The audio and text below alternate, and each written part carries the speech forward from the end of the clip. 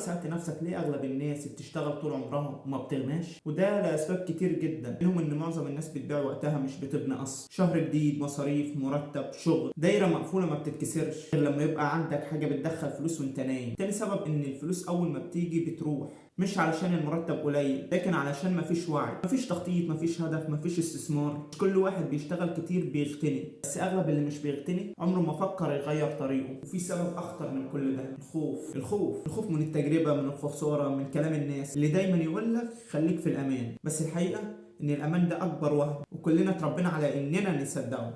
رابع سبب التعليم. مدرسة ازاي ننجح في الامتحان، نحفظ، نسمع، نعدي السنة، بس محدش علمنا ازاي ننجح في الحياة. محدش قال لنا يعني ايه اصل، يعني ايه تدفق نقدي، يعني ايه قرار غلط يضيع سنين، قرار صح يغير العمر كله. ناس كتير مستنيه ان الظروف تتحسن، بس الظروف عمرها ما هتتحسن لوحدها، انت اللي لازم تتحرك. وسيبك بقى من سؤال اشتغل ايه، واسال نفسك سؤال ازاي اغير طريقي. لو وصلت لهنا يبقى انت مش بتتفرج صدفه، انت بتدور على اجابه. اشترك في القناه عشان الرحله اللي جايه هتغير طريقه تفكيرك. ده كان مجرد رأي.